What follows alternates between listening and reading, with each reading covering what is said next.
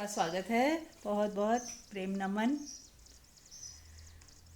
शुरुआत करते हैं आज के सत्संग की। आंख बंद कर लें, हाथ जोड़ लें और परमात्मा के साथ एक कनेक्शन फील करें।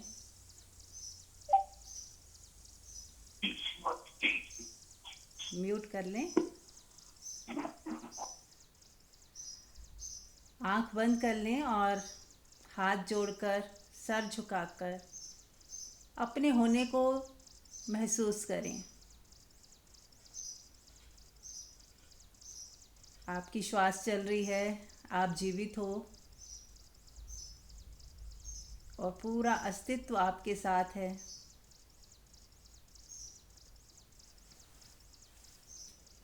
एक धन्यवाद के भाव से भर जाएं पूरे अस्तित्व के लिए। Thank you universe, thank you, thank you, thank you. चलिए शुरुआत करते हैं आज के सत्संग की। तो किसी का कोई प्रश्न है तो बताएं।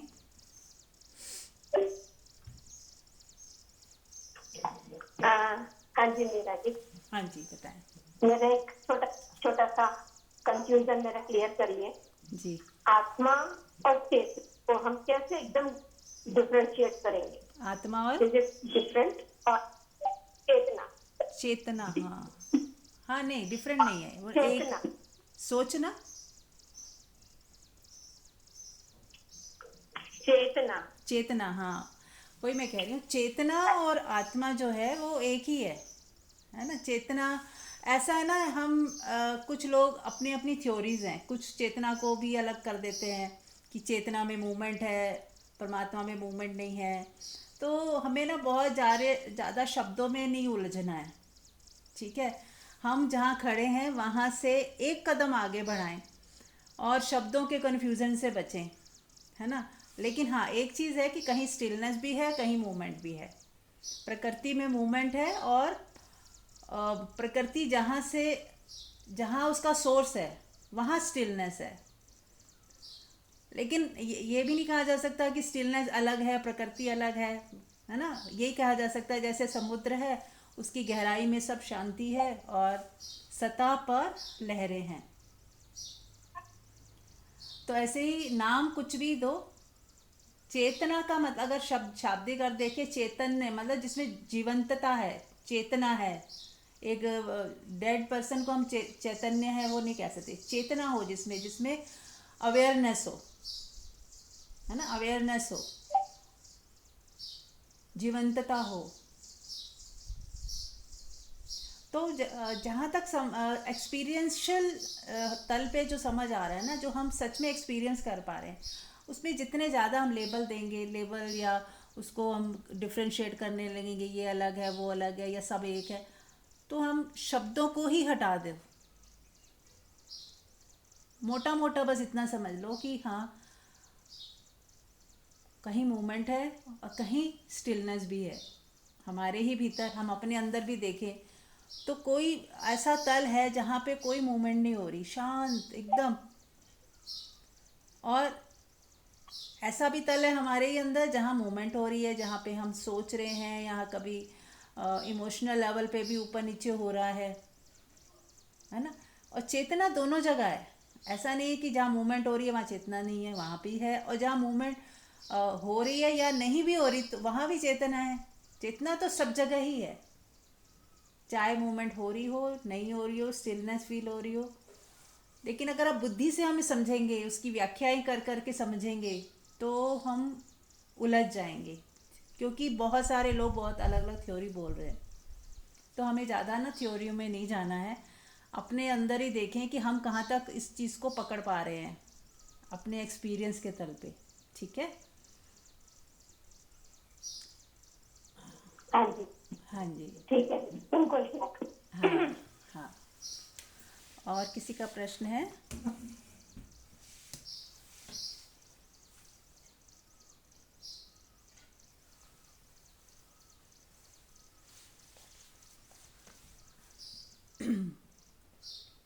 तो यदि हम इसको इस तरह से ही हर साधक जो बिगिनर एकदम बिगनिंग में है जो लोग, वो ऐसा पकड़ने का प्रयास करें कि हमारे ही अंदर एक तल है जो शून्य है, जिसमें कोई हलचल नहीं है। बस इतना ही फ़र्क आप लोग यदि पकड़ लेंगे ना, तो आपको आपकी यात्रा बहुत इजी और आसान हो जाएगी। और जब हम शून्य को पकड़ लेंगे और उसमें ठहरने लगेंगे, जीने लगेंगे, उसके बाद की यात्रा आप अपने आप होगी। उसके बाद आपको कुछ भी करने की ज़रूरत नहीं, अपने आप वो शून्य है जो इतना वो उसका पावर है, वो आपको अपने आप ही यात्रा आगे की होती जाएगी। तो हमें पहला कदम ही उठाना है बस कि हम कौन हैं, हु एम आई, इसका हमें पता चल जाए कि हम ये जो वेव्स हैं हमारे अंदर, एक तो बॉडी लेवल की वेव्स है, फिर है मन के लेवल की वेव्स, बुद्धि के लेवल की वेव्स, विचारों के तल की वेव्स, और जो हमारे फियर्स हैं, इमोशंस हैं, उनकी वेव्स, फिर रिश्तों की जो बाहर से हम कनेक्शन जोड़ते हैं, उन सब की सारी जो चीज़ें चलती हैं हमारे अंदर, डर है, फियर है, इनसिक्योरिटी है, तो ये सारी जो वेव्स चल रही हैं, एक तो ये तल है हमारा जिसमें वेव्स हैं। और इसके पीछे जब हम पीछे जाएंगे और पीछे, तो हमें पता चलेगा कि वहाँ एक शून्य भी है हमारे ही भीतर, जहाँ कोई हलचल नहीं है, जो सदा शांत है, मौन है। उसको हम कैसे जान पाएं? बस उसी को जान लें, पहले पहला कदम तो उठाएं, उसको जान लें कि हमारे ही भीतर कुछ शून्यता भी है, कुछ ऐसा भी है जहाँ कोई लेबल नहीं है। बस उसको पहले पहचान लें, फिर टिकना शुरू करें और फिर बार बार टिके, तो धीरे धीरे धीरे धीरे आपका जो यात्रा ऑटो मोड में आ जाएगी अपने आप। फिर सहजता से आप आगे की यात्रा पे निकल जाओगे, बिना नाम दिए, बिना लेबल दिए कि ये क्या है, ये आत्मा है कि चेतना है। ये नाम हम मनुष्यों ने ही तो दिए हैं। कोई भी नाम जिसने भी दिया वो सब इंसानों के हमारे दिए हुए हैं। तो ना परमात्मा नाम भी हमने दिया है। जैसे पेड़ को पेड़ कहते हैं, लेकिन पेड़ को पता ही नहीं कि उसका नाम है, पेड़ है, उसको पेड़ बुलाया जाता है। तो ये हमारी ही भाषा है। एक समय पे भाषा का जन्म ही नहीं हुआ था जब, तो क्या था फिर? कुछ भी नहीं था। तो भाषा शब्दों में ना उलझ के आप बिल्कुल सिंपल वे में आगे बढ़ें कि मेरे ही अंदर क्या कोई ऐसा तल है जो शांत है, शून्यवत है। बस मैं उस वहाँ तक पहुँच जाऊँ, पहले उसको देख लूँ, जान लूँ और उसमें टिक जाऊँ, उसको महसूस कर लूँ। और उसके लिए हमें क्या करना होगा? जितना हम मौन में रहेंगे, शांत रहेंगे, साइलेंस में रहेंगे, जितना बाहर से ध्यान हटता जाएगा, बाहर की जो चीज़ें हैं जो भी हमें उलझाए रखती हैं, जितना कर्म नहीं उलझाते, उतना हमारी सोच, हमारी धारणाएं, हमारी प्रोजेक्शन, हमारी इमेजिनेशन, इन सब से बचना है हमें। इन सब को हमें थोड़ा अवेयर रहना है कि ये सब हम ना पैदा करें, ये हम ही पैदा कर रहे हैं। इमेजिनेशन, सोचते रहते हैं क्या होगा, ऐसा हो ना जाए, ऐसा हो गया तो। अब ये कौन कर रहा है? हम कहते हैं ना, दुख आ गया, भाग्य ने दे दिया, इसने दे दिया, उसने दे दिया। पर जो दुख हम स्वयं पैदा करते हैं, जो फियर आ जाते हैं, इमेजिनेशन करते हैं, कुछ का कुछ सोच लेते हैं। बच्चा थोड़ी देर देर हो गई उसको, तो हम कैसा नेगेटिव सोचते हैं कि कुछ ये ना हो गया हो, वो ना हो गया हो, और फिर हम एकदम ऐसी हालत हो जाती है हमारी। और फिर जब बच्चा आता है या उसका फ़ोन आता है, तब जाके हमें शांति आती है। तो वो जो हमने अपने आप को दुख दिया, कष्ट दिया, वो क्या था? वो हमारा ही पैदा किया हुआ था, हमारा जनरेट किया हुआ था। तो ऐसे ही आप पाओ, पूरा ज़िंदगी हम अपनी टटोल के देखें कि आधे से ज़्यादा दुख तो हमारे खुद के जनरेट किए हुए हैं। कोई किसी को आप ब्लेम कर ही नहीं सकते। हमने खुद अपने आप को दुख दिए हैं, कष्ट दिए हैं, डर डर के, सोच सोच कर, अटैच होकर, कभी द्वेष में आके, कभी लालच में आके, कभी ईर्ष्या करके, कभी किसी के इन्फ्लुएंस में आ गए, कभी डर डर की वजह से। तो ये सारी चीज़ें कौन क्रिएट कर रहा है? हमारा मन। और उस मन की वजह से हम ज़्यादा दुखी होते हैं। अब शून्य में जाने के लिए क्या करना है? पहले तो पहला कदम है कि हम देख पाएँ, साक्षी भाव में हम देख पाए कि हमारे अंदर कहाँ कहाँ नेगेटिविटी है, कहाँ कहाँ फियर है, कहाँ कहाँ अभी भी लोभ है, ईर्ष्या है, द्वेष है, मोह है, अटैचमेंट्स हैं, मेरी क्या पैटर्न है, कहाँ मैं दुखी हो जाती हूँ, कहाँ कोई मुझे ज़रा सा बोलता है मैं ट्रिगर हो जाता है, मेरे अंदर कुछ कोई जख्म है जो एकदम, कोई किसी ने कहा और हम एकदम ट्रिगर हो गए, हम एकदम गुस्से में आ गए, रिएक्शन में आ गए। तो ये सब अपने को ही वॉच करना है। हमें लगता है बाहर कोई दूसरा हमें दुख दे रहा है, वो तो सिर्फ एक ट्रिगर कर रहा है, थोड़ा छोटा सा उसने ट्रिगर किया, कोई माहौल ऐसा बना दिया कि हमारे भीतर का दर्द सारा बाहर निकल आया। और दर्द हमारा ही है और दे भी हम ही दे रहे हैं, हम ही उसी उसके क्रिएटर भी हम ही हैं। हमने ही क्रिएट किया है दुख, परेशानी, पीड़ा, जो भी हमारे भीतर है। हम चाहें तो अभी इसी वक्त छोड़ सकते हैं। यदि किसी और ने दिया होता तो शायद मुश्किल था फिर, क्योंकि दूसरे के ऊपर तो हमारा कोई बस नहीं चलेगा। हमारा क्या वश है दूसरे पे, वो देता जाए दुख, हमारा दुख खत्म ही नहीं होगा। पर यदि हमें ये समझ आ जाए कि जो भी दुख, परेशानी, पीड़ा, संघर्ष है वो मेरे कारण है, मेरा ही क्रिएट किया हुआ है, मेरा ही चाहा हुआ है, मैंने ही उसमें पावर डाली है, तो फिर आप चाहो तो वो पावर खींच लो, आप चाहो तो वो छोड़ दो। लालच है तो लालच, अगर मैं लालच कर रही हूं तो मैं लालच ना करूं। यदि मैं किसी को देख के मेरे अंदर ईर्ष्या आ रही है तो मैं ईर्ष्या ना करूं, देखना ही बंद कर दूं, मैं जो है उसमें संतुष्ट हो जाऊं, मेरे हाथ की बात है ना। फिर यदि कारण मैं हूं तो बहुत आसान है फिर सब कुछ ठीक करना। और यदि कारण कोई दूसरा है तो सबसे मुश्किल काम वही है कि हम दूसरे को कैसे बदलें, वो इम्पॉसिबल है। तो इसीलिए सबसे पहला भ्रम ये टूटता है हमारा कि आप जिसको बाहर किसी और को मान रहे थे दुख का कारण, तो हमें पता चलता है कि नहीं, दुख का कारण तो मैं स्वयं हूँ। अब बात बहुत आसान हो गई, अब ज़िंदगी में कुछ किया जा सकता है, अब हम कुछ सुधार कर सकते हैं, अब मेरे हाथ की बात ही तो हो गई। यदि कोई मुझे अपमान करता है और मैं गुस्सा करती हूँ तो मैं गुस्सा करना छोड़ सकती हूँ, ये मेरे हाथ में है कि मैं ट्रिगर ना हूँ, मैं रिएक्शन में ना जाऊँ, शांत रहूँ, अपनी रीप्रोग्रामिंग कर लूँ। और यदि मैं संतुष्ट हो जाऊं तो कोई कुछ भी नुकसान होता है तो होता रहे, मैं अपनी शांति ना भंग करूं, ये मेरे हाथ में है। और यदि मुझे मोह दुख दे रहा है, अटैचमेंट बच्चों के साथ या परिवार के साथ, तो मैं उस अटैचमेंट को धीरे धीरे मैत्री और करुणा, प्रेम में तो बदल दूं, लेकिन वो अटैचमेंट हटा दूं, जो मैंने एक्स्ट्रा इन्वेस्टमेंट की हुई है रिश्तों में, उसको थोड़ा सा बैलेंस कर दूं। वो मेरे हाथ में है फिर। तो ऐसे जो चीज़ हमारे हाथ में है वो सबसे इजी है, वो हम कर सकते हैं, वही किया जा सकता है।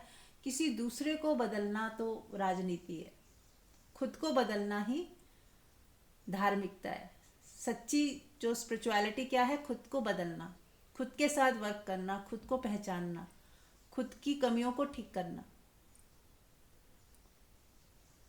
तो हम पाएंगे धीरे धीरे हम अपने को बदलते चले गए, अपने को ट्यून करते चले गए, अलाइन करते चले गए, बैलेंस करते चले गए, तो बाहर की चीज़ें भी अपने आप धीरे धीरे धीरे धीरे सब बैलेंस हो गई, अट्यून हो गई, और जो सही था वो होता चला गया हमारे साथ।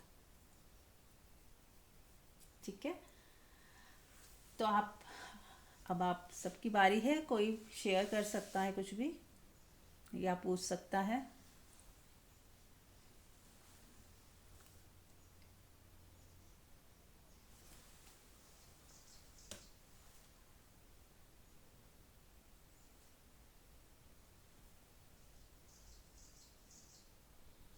कोई प्रश्न? हाँ। मी, हाँ जी सुप्रिया। मीरा जी प्रणाम जी। प्रणाम।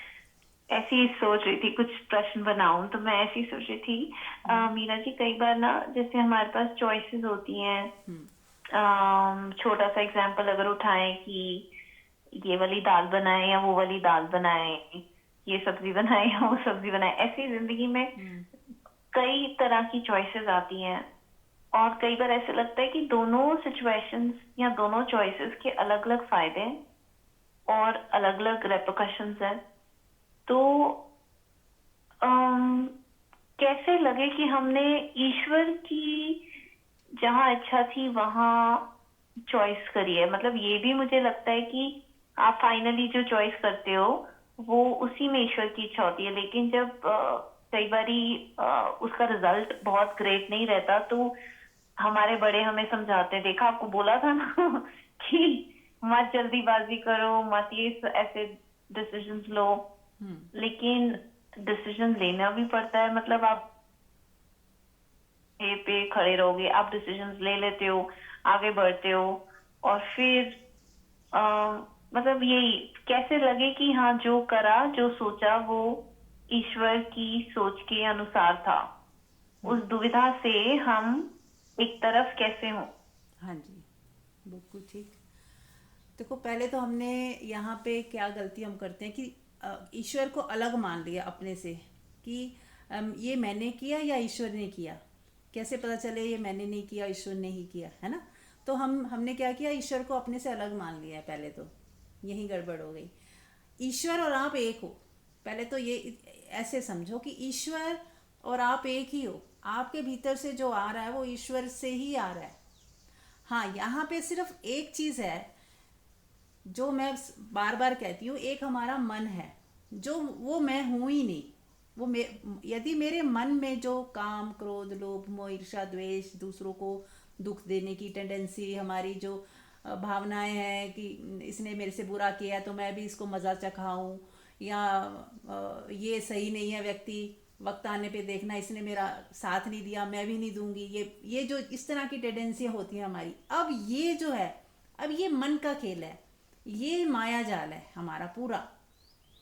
जिस दिन ये पूरा ही डिसॉल्व हो गया, आपने पूरी ये ग्रंथि ही ऑपरेशन करके फेंक दी, जैसे कहते हैं ना पथरी हो जाती है, वो गॉड ब्लैडर पूरा ही ऑपरेशन करके निकाल देते हैं। ऐसा ही कुछ आपने अपने मन को पूरा ही प्योर कर लिया, या ये सारी टेंडेंसियां हट गई आपकी जिस दिन, उस दिन आपके हर अंदर से जो भी डिसीजन आएगा तब आप कह सकते हो कि हाँ ये परमात्मा का है। तो परमात्मा कोई बाहर नहीं है, आपका ही शुद्ध रूप है। आप अपने शुद्ध रूप प्योरिटी के साथ खड़े हो और जो डिसीजन ले रहे हो तो वो सब अच्छा है ना, सब पुण्य है। और जो मन के लेवल पे जो भी हम अहंकार के लेवल पे डिसीजन ले रहे हैं या एक्शन ले रहे हैं, वो सब गड़बड़ हो ही जाएगा, क्योंकि उसके अंदर मिलावट है, अशुद्धियां हैं। हमारा चाहे प्रेम भी हो, पर वो प्रेम में भी अशुद्धि है, स्वार्थ है, कुछ चाहिए, एक्सपेक्टेशन है। बच्चों के साथ भी प्रेम है तो उनके साथ भी कहीं ना कहीं एक्सपेक्टेशन है। अपने स्पाउस के साथ प्रेम है तो एक्सपेक्टेशन है, गिव एंड टेक है, कि मैंने इतना प्यार दिया, इतना सेक्रीफाइस किया, मुझे मिला क्या। तो ये सारी चीज़ें जो हैं, प्रेम की अशुद्धियां जो जब हमारी सारी हट जाती हैं जिस दिन, उस दिन जिस दिन हम बिल्कुल प्योरिटी के साथ अपनी आत्मा में, उसको कह सकते हो अब आप अपनी आत्मा में हो। अब परमात्मा और आप में कोई फर्क ही नहीं है। और जब तक आप मन में जी रहे हो, परमात्मा भी देख रहा है, वो आपके साथ है, उसी की ऊर्जा से हो रहा है सब, लेकिन वो इंटरफेयर नहीं कर रहा।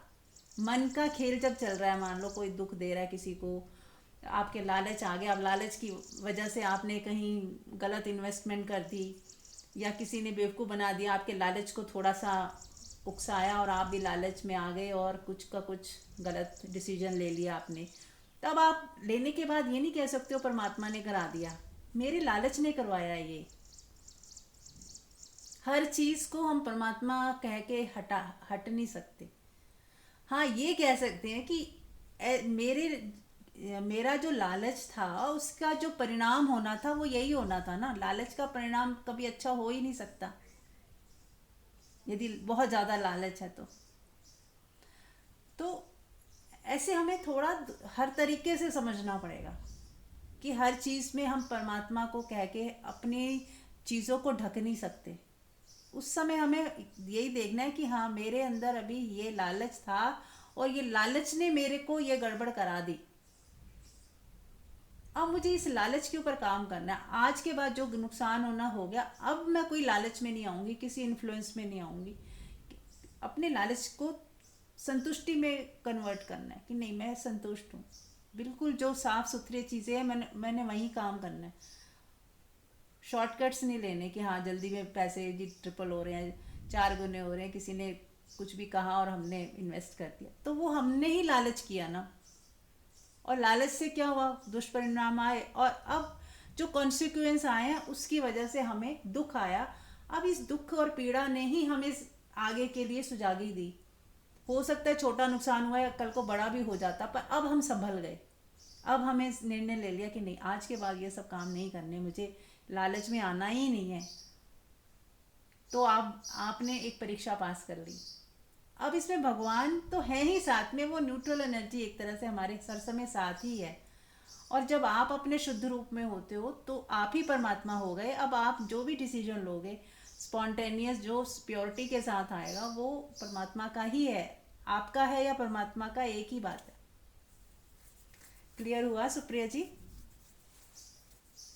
जी बिल्कुल मीरा जी, बिल्कुल क्लियर हो रहा है। और मैं यही सोच रही थी कि जैसे हमें कई बार लगता है कि हाँ दिमाग से समझ के हम अपने अंदर चेंजेस लाते हैं, तो वो तो इंटेलेक्ट के साथ हम खेल रहे हैं, लेकिन इसको और कैसे, मतलब एक वो सब्र वाली स्टेट कैसे आए एक नेचुरल वे में, कि हाँ जितना है जो है वो परफेक्ट है। आई मीन हम इस चीज को समझ रहे हैं दिमाग से, कह रहे हैं मुंह से, लेकिन और इसको अंदर ठहराए कैसे फॉर एवरीथिंग। कुछ कुछ सिचुएशंस में तो ये चीजें लगता है हो रही हैं, बट 100% तो नहीं है अभी भी। हाँ, तो जो नहीं है ना, वहाँ पे वॉचफुलनेस रखनी है। पहले तो डिसीजन लेना, मैं तो हमेशा कहती हूँ पहला डिसीजन कि मुझे अब संतोष में रहना है। यानी संतोष में रहना कोई वो नहीं है कि संतोष पहले करो और फिर आपको रिजल्ट है, नहीं, पहले आप जो है उसमें संतुष्ट रहना सीखोगे तो संतोष आ ही जाएगा। हमारा जो नज़र है ना, वो जो नहीं है के ऊपर ज़्यादा होती है, और जो है वो हमारे, हम उसको भूल जाते हैं, वो टेक इट गारंटेड लेते हैं कि ठीक है ये तो है ही है। जैसे मैं कई बार एग्जांपल देती हूँ कि जिसकी आंख नहीं है उससे पूछो कि यदि उसकी ऑपरेशन हो जाए और वो पहली बार देखे तो उसको कैसा फील होगा। और जिसकी आंख नहीं है वो कहेगा मेरी सारी दौलत ले लो, बस मुझे आंखें मिल जाएं किसी तरीके से, क्योंकि उसे पता है आंखों की वैल्यू ज़्यादा है पैसों से भी। लेकिन आज हमारे पास आंखें हैं, लेकिन हमें क्या वो वैल्यू है कि हम सोचते हैं कि हमें हमारे करोड़ों रुपए से भी ज़्यादा की वैल्यू की ये आंखें हमारे पास हैं। हम कितने रिच हैं, जिनके पास दोनों किडनियाँ ठीक ठाक हैं, उनको क्या लगता है कभी कि हम कितने हम भाग्यशाली हैं कि हमें डायलिसिस के लिए नहीं जाना पड़ रहा, हमारे सारे अंग ठीक ठाक हैं। लेकिन हम वो तो मानते ही नहीं ना। वो तो कहते ठीक है, ये तो ठीक है, तो इसमें कौन सी खास बात है। रोने के लिए, दुखी के लिए हम बहुत सारी चीज़ें और हैं, हम उनसे दुखी होते रहते हैं। आदत है हमारी दुख में जीने की, कमियों को देखने की, और कमियों में ही जीते हैं।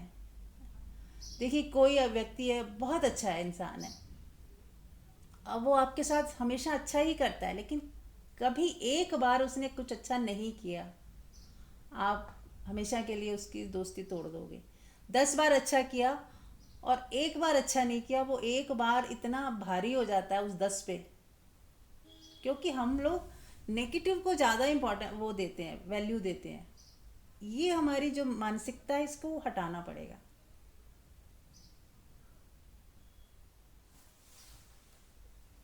तो हमें क्या करना है, जो है उसके ऊपर पहले फोकस करें।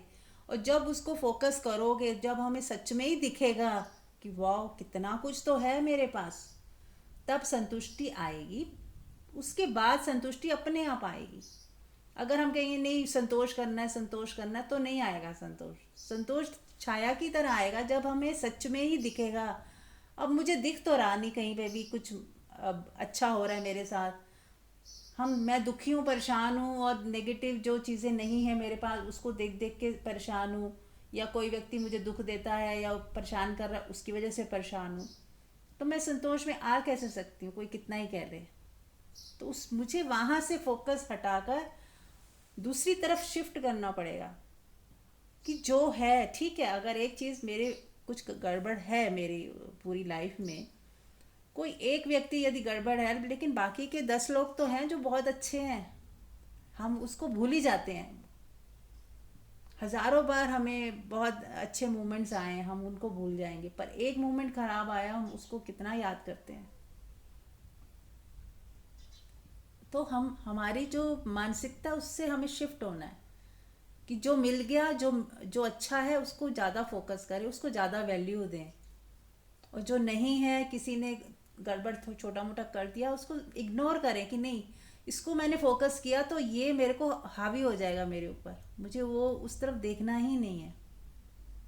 किसी ने नहीं पूछा, नहीं आपको तवज्जो दी, नहीं आपका सम्मान किया, आप जितना सोचते थे उतना आपको नहीं वो मिला, तो आपने इग्नोर करना है उस चीज़ को कि ठीक है, क्या हो गया, मैं डिपेंडेंट थोड़ी हूँ कि कोई मुझे सम्मान दे, कोई मुझे अच्छा कहे, कोई मेरे को सब कुछ अच्छा मिल जाए तो ही मैं खुश होंगी। ये तो डिपेंडेंसी हो गई।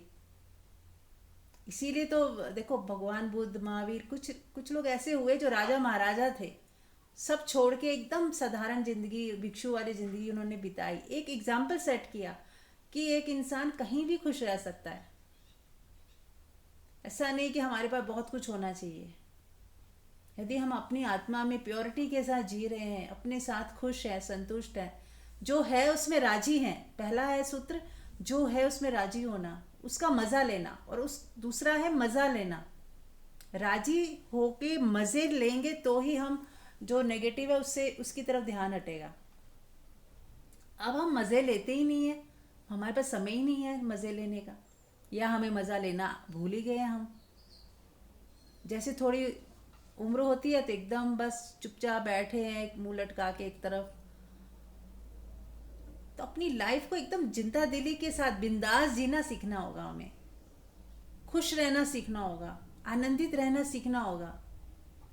अगर हम आनंदित हैं ही नहीं, खुशी हमने क्रिएट ही नहीं करी है अपने अंदर, तो हर चीज़ दुख का कारण बनेगी। कोई दूसरा खुश होगा तो उसको देख के भी हम दुखी होंगे, क्योंकि चाहते तो हम भी खुशी हैं और हमें खुशी मिल नहीं रही, और हमने सीखा भी नहीं कि कैसे हम खुश हो जाएं, थोड़ी हिम्मत ही नहीं करी, कुछ सीखा ही नहीं। आनंद कैसे ले अपने आप, खुद से कैसे आनंद ले, कैसे आनंदित हो जाएं, तो होगा क्या, फिर दुखी होना है हमने। तो हमें अब क्या करना है, छोटी छोटी चीज़ों में आनंद लेना सीखें, खुश रहना सीखें। खूब, जैसे जरा सी बात हो, जैसे होता है ना राई का पहाड़ बनाना, ये नेगेटिव सेंस में कहता है कि छोटी सी नेगेटिव चीज़ थी और हमने बहुत उसका रोना रो लिया तो राई का पहाड़ बना लिया। ऐसे उल्टा करें, अब छोटी सी खुशी हो उसको बहुत एंजॉय करें, ऐसे करें कि जैसे पता नहीं क्या मिल गया है, बहुत आनंदित फील करें, खूब अहोभाव और थैंकफुलनेस के साथ भरें छोटी छोटी चीज़ों में। कोई व्यक्ति, दूसरे लोग भी जो आपके साथ थोड़ा भी अच्छा करें, और आप उसको ऐसे सोचो कि पता नहीं आप कितने भाग्यशाली हो कि सामने वाले ने आपको इतना तो किया, धन्यवाद के भाव से भरे, उसको प्रेम दे, उसकी तारीफ करें, खूब उसको गले लगाएं, प्यार करें, उसको थैंक यू बोलें। तो आप देखोगे धीरे धीरे जो आपकी ज़िंदगी में आनंद, प्रेम, खुशियाँ बढ़ती जा रही हैं। किसी को एक कप चाय का ही बना के दें, इतने प्यार से दें, इतने सुंदर तरीके से सजाकर, और एकदम उसको ऑफर करें, तो वो ऐसे ऐसे सोचे कि आप एकदम आनंदित होकर करें। अब दूसरा उस खुश होगा ही, होना ही चाहिए, और ना भी हो पर आपको करने में मज़ा आ गया कि मैंने एक छोटा सा एक काम किया है, मस्ती से, खुशी से। कुछ ऐसा करें जो बस करने में ही मज़ा आ जाए, और हर काम करने में ही मज़ा आ सकता है अगर आपको एक बात समझ आ गई कि हर चीज़ का मज़ा लिया जा सकता है। बात हमारी भावना की है कि हम कैसे कर रहे हैं। कोई झाड़ू भी इतने मज़े से कर लगा सकता है कि झाड़ू लगाना ही आनंद हो जाए। वो एक कहानी याद आ रही है कि जो एक बच्चा था, टॉम था, उसको उसके पेरेंट्स ने सजा दी कि तू पूरे फेंस को वाइट वॉश कर। अब वो थोड़ा जिंदा दिल बच्चा था और स्मार्ट बच्चा था। उसने क्या किया, अपने सारे फ्रेंड्स को बुला लिया और इतने मज़े से वो करने लगा, ऐसे कि जैसे कि इतना मज़ा आ रहा है उसे, इतना मज़ा आ रहा है। तो सारे उसके फ्रेंड्स सोचते हैं अब मुझे भी मौका दो, मैं भी करता हूँ, मैं भी करती हूँ। वो सारे बच्चे ने मिल के वॉल पूरी कर दी। लेकिन शुरुआत कहाँ से हुई कि वो बच्चा इतने मज़े से कर रहा था, उसको इतना प्लेफुली कर रहा था, सबको लगा कि इसको तो इतना मज़ा आ रहा है तो हम भी करें। जबकि वो उसको सज़ा थी, उसके पेरेंट्स ने दी थी, लेकिन उसने सज़ा को भी मज़ा बना लिया। और हम क्या करते हैं, मज़े को भी सज़ा बना लेते हैं। तो ये शिफ्ट करना ज़रूरी है। कुछ भी हो, यदि करना पड़ ही रहा है तो क्यों ना मैं आनंदित होके करूं, मज़े लेके करूं,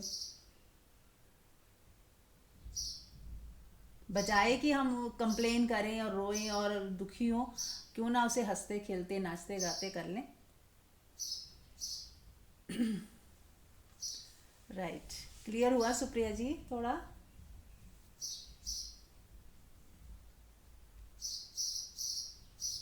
जी मीरा जी, बहुत अच्छे से क्लियर हुआ। और ये भी बहुत अच्छे से आपने मजेदार वाली बात करी है, सजा को मजा बनाओ। और एक्चुअली में हर चीज में हम मजे ले सकते हैं। हाँ मतलब वो कोई भी बात हो, आपकी पसंद का खाना नहीं है तो चलो डाइटिंग हो गई ये तो वही बात हो गई हाँ कि चलो फिगर फिगर मेंटेन हो जाएगी, कोई बात नहीं, अच्छा है, डिटॉक्स हो जाओगे। तो हर चीज को आप उस वे में अगर हल्के वे में रखें तो रखा जा सकता है। बिल्कुल। तो या it's about your own creativity ना, आप उस चीज में क्या मजे देख लो। क्या मज़े देख लो, यस। और एक चीज़ और मैं ऐड करूँगी कि नेचर का मज़ा लेना ज़रूर सीखें। ये चीज़ हम लोग ना मिस कर जाते हैं। हम सिर्फ अपने जो मैन मेड बनाए हुए जो गैजेट्स हैं या दीवारों की, चार दीवारों के बीच में बैठे हैं, हम थोड़ा नेचर को एंजॉय करें, है ना। कभी बादलों को देखें, कभी आसमान को देखें, कभी पेड़ पौधों के साथ बैठें, घास का मजा लें। तो ये जो चीज़ें हैं ना, ये आपको बहुत ज़्यादा हेल्पफुल रहेंगी। सबको करना चाहिए, 10-15 मिनट से शुरुआत करें। जब जब मौका मिले बालकनी में बैठे, बाहर बैठे, थोड़ा घर के चार दीवारी में ही ना बैठे रहें, गार्डन में जाएं, अगर नीचे उतरें थोड़ा, घर के बाहर जाएं, थोड़ा सा वॉक करें, खुले आसमान में जीना, है ना। सनसेट सनराइज देखें, हो सके तो गार्डन का जितना मैक्सिमम यूज़ कर सकते हैं करें। तो थोड़ा नेचर को जितना जो व्यक्ति एंजॉय करता है ना, वो ज़्यादा दुखी कभी नहीं रह सकता। जितना हम अपने इन गैजेट्स में ज़्यादा हो गए, न्यूज़ में ज़्यादा हो गए, दो लोगों के बारे में ज़्यादा हो गए, नेचर से हमारा जो कनेक्शन टूटता जा रहा है। तो जरूरी नहीं है कि आप पहाड़ों में रह रहे हो तभी नेचर को एंजॉय करोगे। जहाँ भी हो, आसमान तो है ही, आप बालकनी से, छत से, गार्डन से आसमान को निहारें। चांद तो कहीं ना कहीं दिख ही जाता है, चांद को निहारें। फुल मून में थोड़ी देर के लिए भी करें। और कुछ नहीं तो हवा तो महसूस होती है, शाम को थोड़ी रात को उस हवा को महसूस करें, अपने आंख बंद करके उस हवा का आनंद उठाएं। कभी बारिश हो तो उसमें भीगने का मज़ा लें। ये छोटी छोटी कृत्य जब आप करोगे ना, तो ये आपको जिंदा रखेंगे। लोगों के साथ तो छोटे छोटे करना है, जैसे मैंने कहा किसी के लिए, चलो आज मैं बनाती हूँ आपके लिए चाय बनाती हूँ, चाहे मेड भी हो पर कोई नहीं, मैं बनाती हूँ, मेरे हाथ की चाय पियो। तो आपने एक क्रिएटिविटी करी, चलो आज मैं आपके लिए ये करती हूँ, चलो आज कुछ खेलते हैं, कुछ नया करो, कुछ मज़ेदार करो, कुछ बिंदास जियो। तो ये आपके लिए बहुत सहयोगी रहेगा। तो संतुष्टि अपने आप आएगी। ऐसा व्यक्ति जो आनंदित है, खुश है, सुखी है, वो दुख को देखना भी नहीं चाहेगा। वो परेशानियों की तरफ ज़्यादा उसको इन्वेस्टमेंट नहीं होगी उसकी, कि लोगों के बारे में सोचता फिर रहा है, वो उसको टाइम ही नहीं है। वो इतना मस्त हो गया अपने में, इतना खुश रह रहा है। और जो अगर कुछ दिख भी जाता है उसे इग्नोर करता है, इट्स ओके। सब अपनी अपनी ज़िंदगी जी रहे, मैं अपनी ज़िंदगी में मस्त हूँ। आप सिर्फ अपनी ज़िंदगी के लिए जिम्मेदार हैं कि आपने अपनी ज़िंदगी कैसे बिताई। कंप्लेन करते करते, हाँ म्यूट कर लें, किसका खुला है? तो कैसे आप अपनी ज़िंदगी बिता रहे हो, ये आप ही के हाथ में है। और आपकी जिम्मेदारी सिर्फ अपने साथ ही है। आप यदि जिम्मेदार हो तो केवल अपनी खुशी के लिए। दूसरे कैसे जिएंगे, क्या करेंगे, हम कुछ नहीं कर सकते। हाँ, बच्चे बहुत छोटे हैं, उसके लिए भी हमारी जिम्मेदारी बनती है कि उन्हें हम थोड़ा उतने लेवल तक बड़ा करें और अच्छे से उनकी सेवा भी करें, उनको ध्यान भी दें, गाइडेंस भी दें। बट एक टाइम के बाद फिर धीरे धीरे अपने आप को डिटैच करते जाएं और फिर एक अच्छे दोस्त की तरह एक दूसरे के साथ रहें। रिश्तों में ही ना उलझ जाएं कि रिश्ते हैं, बॉन्डिंग है, बंधन है, कर्तव्य है। इसकी जगह हम प्रेम को ज़्यादा अहमियत दें कि मेरा प्रेम है बच्चे से, इसलिए मैं कर रहा हूँ, मुझे अच्छा लगता है इसलिए कर रहे हैं। कोई फोर्स ना करें खुद के ऊपर भी, थोपे ना कि मुझे करना ही पड़ेगा या मुझे करना ही चाहिए। आउट ऑफ लव करें ना, मज़े मज़े में करें। हाँ जी, एनी क्वेश्चन?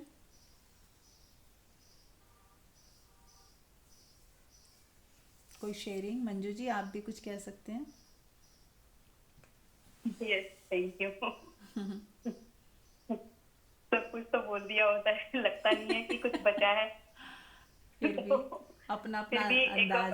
हाँ अपना अंदाज से लगता है कि चलो थोड़ा सा अपने अंदाज से भी हाँ, बोला जाए, राइट अपने अनुभव से जो निकला है। Yes yes. कि जैसे सुप्रिया ने कहा कि हमें कैसे पता लगे कि हमने जो डिसीजन लिया है वो ईश्वर की मर्जी से आया है या हमारी मर्जी से आया है।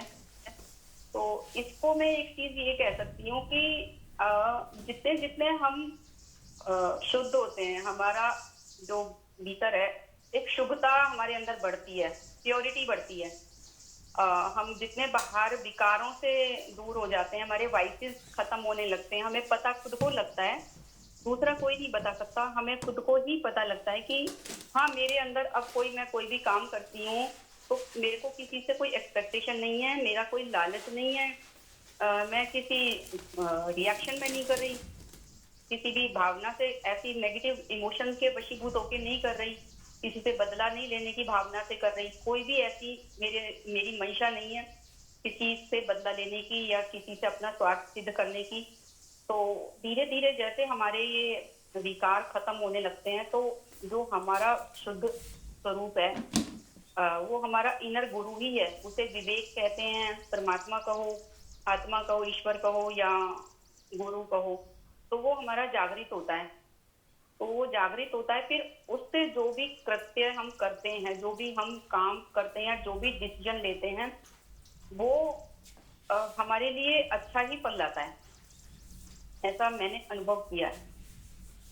और ये धीरे धीरे हमें, जैसे हम ध्यान में जाते हैं तो हम शून्य होते हैं, स्टिलनेस हमारे अंदर आती है, फिर वो जो हमारा कर्तापन है वो खत्म होने लगता है। अब हमें कोई किसी भी कृत्य को करते हुए ऐसे नहीं लगेगा कि मैं ये करूं कि वो करूं। अब हमारे भीतर अपने आप ही ईश्वर से जैसे एक आवाज आएगी भीतर से, इनर वॉइस जिसे कहते हैं, इनर गुरु कहते हैं, हमारा गुरु तत्व है, वो जागृत होता है, वो एकदम क्लियर इशारा कर देता है कि ये करो और वो करो। और फिर उसके जो कॉन्सिक्वेंसेज आते हैं हम उससे भी इतने डिस्टर्ब नहीं होते कि ये ऑनेस्टली, क्योंकि हमने कोई एक्सपेक्टेशन नहीं रखी। और मुझे एक चीज याद आ रही है बोलते बोलते, लाउड से कहता है कि अब मुझे कोई दुखी नहीं कर सकता, मेरे जीवन के कोई दुख नहीं है मेरे जीवन में।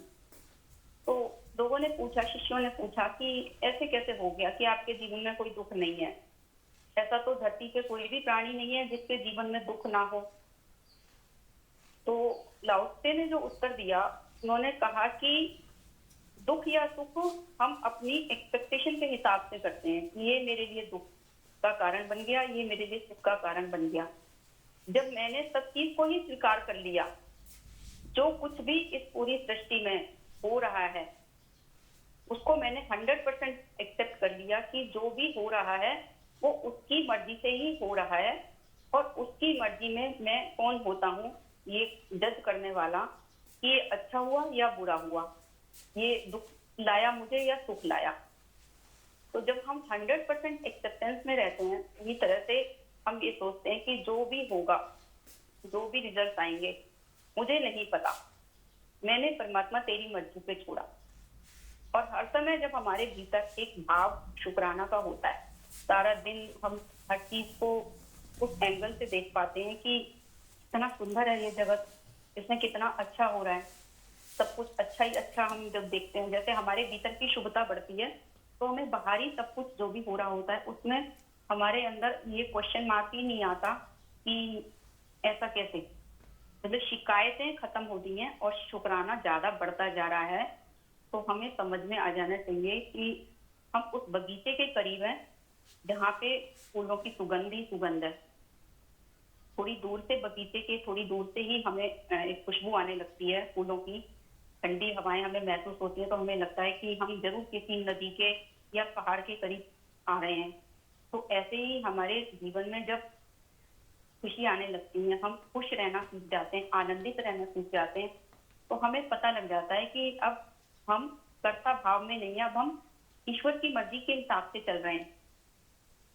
और हमारे भीतर से हर समय एक जो इनर हैप्पीनेस है वो कंटिन्यूस बनी रहे।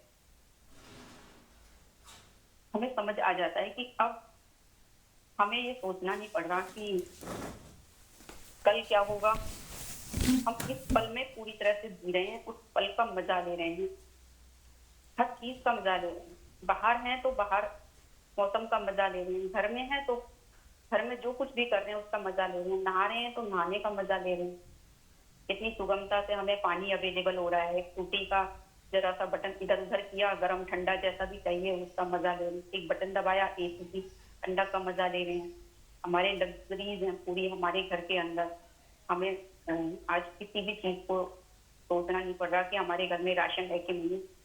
तो ये रोजाना ये सिर्फ उसकी बात है, सेंसिटिविटी की बात है।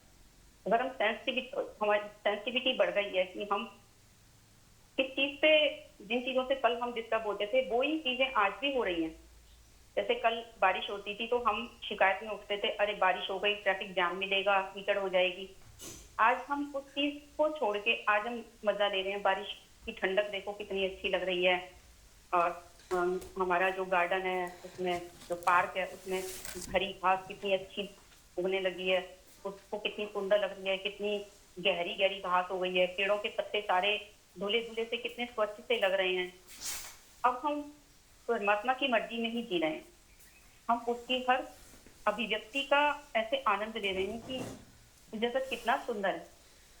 आसमान साफ होता है तो कितना अच्छा लगता है, आसमान कितना आज साफ है, कहीं बादल नहीं, और बादल हैं तो हम खुश होते हैं, बादल आ रहे हैं अब जरूर बारिश होगी। तो बादलों के आने से भी जो छांव हो जाती है, ठंडक हो जाती है, हम उसका भी आनंद ले रहे हैं। भीतर की जब शुभता बढ़ती है, भीतर के हमारे अंदर शुक्राना जैसे जैसे बढ़ता है, तो अब हम सब चीज के लिए जो भी हम उसके रिजल्ट आ रहे हैं, जो भी हमने डिसीजन लिया है, तो उसके लिए भी हमारे अंदर पूरी तरह स्वीकार भाव होगा। और हमें ना करते हुए चिंता है और ना हमें रिजल्ट की चिंता है। हम अपनी तरह से, अपनी तरफ से टोटलिटी से कर रहे हैं उसे, जो कुछ भी हमने डिसीजन लिया है, लेकिन उसके रिजल्ट से हम रिजल्ट ओरिएंटेड नहीं। मैंने अपनी तरफ से ऐसी अभिव्यक्ति मेरे अंदर से आ रही थी अपने अनुभव से। बहुत सुंदर। और कोई कुछ कहना चाहेगा? चलिए ठीक है, फिर हम लोग ध्यान करते हैं।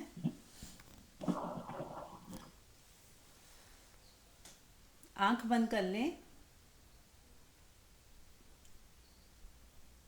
और जो है हमारे पास उसकी तरफ देखें। हम सबके जीवन में बहुत कुछ है जिसके लिए हम धन्यवाद के भाव से भर सकते हैं, जिसके लिए हम खुश हो सकते हैं। देखें टटोले क्या क्या है आपके पास, मन ही मन गिनती करें उन चीज़ों की जो है, उन लोगों की जो हैं, उन अपॉर्चुनिटीज़ की जो हैं आपके पास। देखें, निरीक्षण करें, स्वाध्याय करें। सभी लोगों को करना है, ये बहुत ज़रूरी है। हम सुनते हैं लेकिन करते नहीं हैं, तो हमें प्रैक्टिकल करना है। नज़र दौड़ाएं, क्या क्या है मेरे जीवन में जिसके लिए मैं थैंकफुल हो सकती हूँ। एक एक करके गिने उन्हें अपने मन में।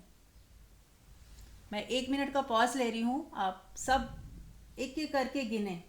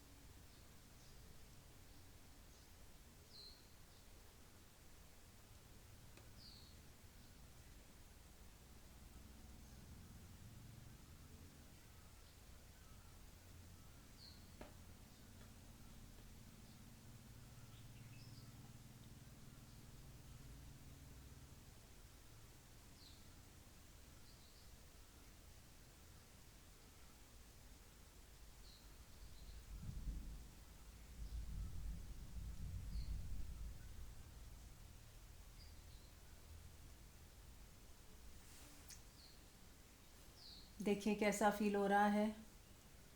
जैसे जैसे आप देख पा रहे हो कि आपके पास कितना कुछ है, उतना ही आप अपने हृदय में प्रेम, शांति, करुणा, आनंद, संतोष, सुकून, इस सब को आप महसूस कर पाओगे।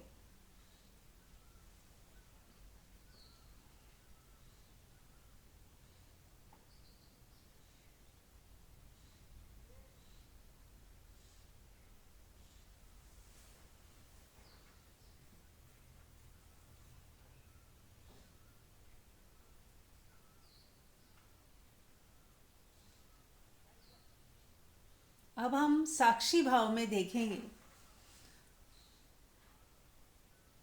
मन को कैलकुलेट करता हुआ देखें कि मन तो देख रहा है कि मेरे पास ये भी है, ये भी है, ये भी है, लेकिन पीछे एक और सत्ता है जो शून्यवत है।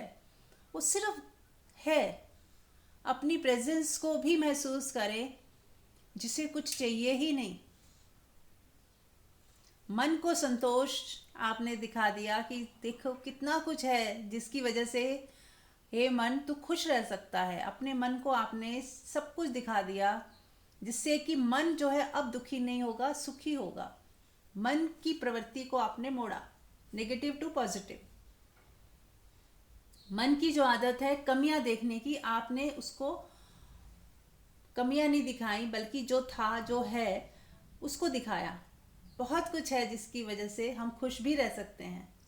हमारी सांस चल रही है, हम देख पा रहे हैं, हम चल पा रहे हैं, सुन पा रहे हैं। घर में भी सब ठीक ठाक है। घर है हमारे पास, छत है, खाने को 3 टाइम की रोटी है, परिवार है। ऐसे भी लोग हैं जिनके पास परिवार ही नहीं है, अकेले पड़ गए हैं बेचारे। ऐसे भी लोग हैं जिनके पास ना नौकरी है ना पैसा है। तो आज हमारे पास सब कुछ है, तो हम क्यों ना उस शुक्राने में जिए। तो मन को आपने वो स्टेट दिखाते जाना है और पीछे मन के साक्षी होके भी रखना है। अब यहाँ पे हम साक्षी की तरफ बढ़ेंगे। अब मन से छलांग लगाएं साक्षी की तरफ, कि हमारे ही भीतर कोई एक तल भी है जो शून्यवत है, जिसको कुछ चाहिए ही नहीं, जो सदा आनंदित है, बिना कुछ किए आनंदित है। यहाँ तो हम कुछ कर रहे हैं, कुछ देख रहे हैं, पॉजिटिव देख रहे हैं, मज़े ले रहे हैं, जो हमारे पास है उसको देख के खुश हो रहे हैं। लेकिन हमारे ही भीतर एक और भी तल है जो बिना कुछ किए, बिना कुछ देखे पहले से ही शांत है, आनंदित है, सुकून में है। उस तल को भी पहचानें जो इस मन के भी पीछे है। देखें, उसको भी अनुभव करें।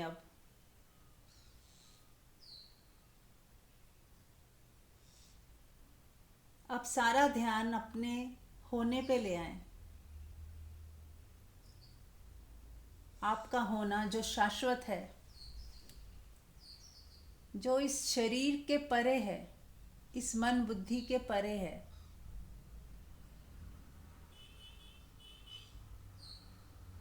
जिसे कुछ नहीं चाहिए।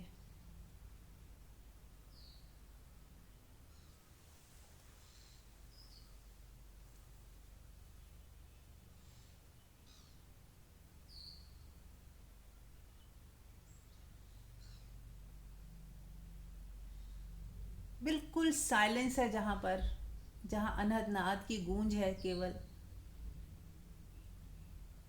जो प्रकाश है वहाँ पे, चाहे किसी को अभी दिखाई दे ना दिखाई दे, वहाँ प्रकाश ही प्रकाश है, जो आपका असली होना है। धीरे धीरे जो हमारा रियल सेल्फ है, जितना हम उसको जिएंगे, पिएंगे, रहेंगे, ठहरेंगे, उतना वो हमारे साथ जो है इंटरेक्ट करेगा, उतना ही हम उसको महसूस कर पाएंगे, उतना ही हम उसको देख पाएंगे। वो भी एक चुंबक की तरह है, वो भी हमें खींच लेगा अपनी तरफ। अब हम उसी में समा जाएंगे, उसी में विलीन हो जाएंगे। तो बस हम इस लायक बने, कुछ करीब हमें जाना है, उसके बाद तो वो खुद ही हमें अपने भीतर, अपने आगोश में समा लेगा। तो बस प्रयास जारी रखें, बार बार प्रयास यही है कि बार बार अपने साथ, अपने होने में, उस शांति में बने रहें, बार बार जाएं, पूरा दिन में जितनी बार हो सके, चाहे वो 1 मिनट का हो, 2 मिनट का हो, साइलेंस में बैठें, साइलेंस में बैठें। 1-1 घंटे बाद 2 मिनट का साइलेंस, कुछ काम करते करते याद आ जाए, तुरंत आंख बंद कर लें, 10 सेकंड का साइलेंस। ये 5 सेकंड और 10 सेकंड का साइलेंस तो आप पूरा दिन कई बार कर सकते हैं। कुछ भी कर रहे हैं, बात कर रहे हैं, कुछ काम कर रहे हैं, बीच बीच में पॉज ले लें, छोटे छोटे पॉज। 1 सेकंड का भी पॉज ले लिया ना, पलक बस बंद की और खोल दी, उतने में ही आप अपने साइलेंस को छूकर बाहर आ जाएंगे। बार बार भीतर जाएं, बार बार भीतर जाएं, उस साइलेंस को छुएं, उस साइलेंस को छुएं और बाहर आ जाएं। फिर साइलेंस को छुएं, फिर बाहर कुछ काम कर रहे हैं, फिर उसी में साइलेंस को याद करते करते काम करें, उस साइलेंस को महसूस करते करते काम करें। तो धीरे धीरे वो आपकी जो साइलेंस वाला जो पार्ट है वो उभर के आ जाएगा। अभी छिपा छिपा है, हमें पता ही नहीं चलता, पर बार बार प्रयास करने से वो साइलेंस उभर के आपको दिखाई देने लग जाएगा कि आप साइलेंस में ही जी रहे हो। बात भी करोगे तो साइलेंस गायब नहीं होगा, आपकी शांति गायब नहीं होगी। आप किसी से ऊंची आवाज़ में भी बात कर लोगे ना, अगर ज़रूरत पड़ने पे, तो भी आपको लगेगा कि साइलेंस तो कहीं डिस्टर्ब नहीं हुआ और आपने एक प्ले की तरह बात भी कर ली। और फिर वापस वही साइलेंस, साइलेंस खंडित नहीं हुआ। तो उस साइलेंस तक हमें जाना है। एक मन का साइलेंस होता है कि आप बोल रहे थे फिर चुप हो गए, तो साइलेंस में नहीं। बोलना बंद करने को साइलेंस नहीं कहा जाता है। आत्मा का भी एक साइलेंस है जो बोलने से भी खंडित नहीं होता, वहाँ तक जाना है, उसको महसूस करना है। फिर चारों तरफ आपको ये साइलेंस ही साइलेंस महसूस होगा। हो सकता है अभी भी आप में से कुछ लोग महसूस कर रहे हों, और यदि कर रहे हैं तो बाद में ज़रूर फीडबैक करें कि आपको महसूस हुआ साइलेंस। और अब हमें अगला स्टेप उठाना है, बार बार महसूस करना है, पूरे दिन में जितनी बार याद आ जाए, बार बार खाना खाते समय, चलते फिरते, उठते बैठते, जो भी काम कर रहे हैं उसके करते करते बीच में पॉज ले लें। 2 सेकंड का ले लें, 5 सेकंड का ले लें, 10 सेकंड का ले लें। देखें कितना मज़ा आएगा। फिर करके देखना है, सब कुछ प्रैक्टिकल करना है। ऐसा नहीं कि बस थ्योरी थ्योरी सुन ली और फिर भूल भाल गए, फिर वहीं के वहीं खड़े रहेंगे। थोड़ा आगे बढ़े और करीब आए और अपने गहरे जाएं और अपने गहरे जाना है। हमारा ही खजाना हमारे पास है, हमें पता ही नहीं।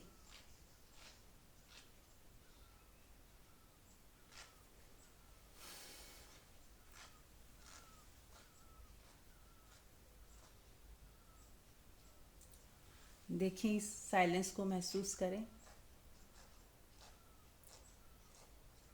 और इस साइलेंस के नृत्य को भी महसूस करें। एक नृत्य चल रहा है इस साइलेंस में, अनहद बांसुरी बज रही है, ये खाली नहीं है, नाचता गाता हुआ साइलेंस है।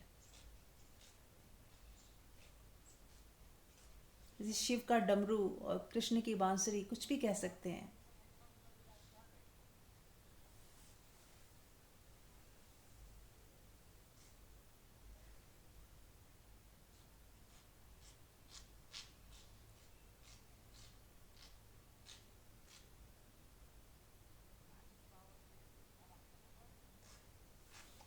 बस यहाँ आपको अपने होने में राजी हो जाना है, इसके अलावा कुछ नहीं चाहिए। परमात्मा मुझे परमात्मा तेरे अलावा कुछ चाहिए ही नहीं। ये एक डिज़ायर साधक की जरूर हो कि बस मुझे और अब कुछ नहीं चाहिए, तभी वो संतुष्टि की तरफ आएगा। यदि अभी भी मुझे ये भी चाहिए वो भी चाहिए, ये लगा ही हुआ है, तो आपको ही निर्णय लेना पड़ेगा। इस साइलेंस में यदि आप अभी निर्णय लेते हो कि बस परमात्मा तेरे प्रेम के अलावा बस तुझ में विलीन होना है, मुझे मिट जाना है, फना होना है मुझे, तो अब मुझे कुछ और चाहिए, किसी को मुझे और बनकर दिखाना नहीं है, बल्कि जो भी बन गया हूँ अब मुझे उसको भी मिटाना है। अब मिटने की तरफ जा रहे हैं हम। अपने होने, अपना जो बनाया हुआ बाहर संसार, उसको मिटाना है। और जो रियल संसार है, जो कभी मिटता ही नहीं है, वो आपका प्रकट हो जाएगा। झूठा संसार मिटेगा तो रियल संसार, जो रियल सेल्फ है, वो आपको पता चलेगा कि आप सच में कौन हो। अभी तो झूठा संसार है कि मैं ये हूं, मैं वो हूं, तभी तो हमें संतुष्टि नहीं होती, क्योंकि हमने असली होना जाना ही नहीं, अपना असली रूप नहीं, स्वरूप देखा ही नहीं। अपना विराट स्वरूप जिस दिन हम देख लेंगे, फिर सारा जो ये असंतोष है खत्म हो जाएगा। जो अकेलापन है, उदासी है, कुछ चाहिए, सब खत्म हो जाएगा जब हम सच में ही खुद को जान लेंगे कि मैं कौन हूँ। तो उसके लिए धीरे धीरे धीरे धीरे स्टेप बाय स्टेप आगे बढ़ते जाएं।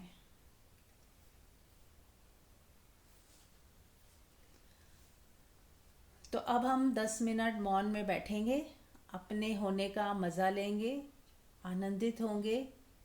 एक एक श्वास आनंद से लें, एक एक श्वास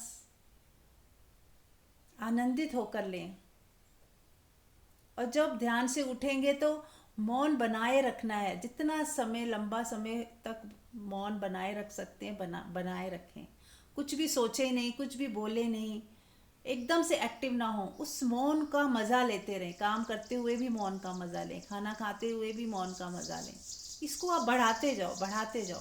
काम के साथ भी मौन में ही ठहरे रहो, तो फिर आपका ये पूरा दिन ध्यान ही होता रहेगा। ध्यान और काम एक साथ होता रहेगा। तो बने रहें इसी अवस्था में, खूब आनंद से बैठें, चाहें तो शवासन में लेट जाएं और 10 मिनट तक इसी मौन में हम सब रहेंगे। Thank you.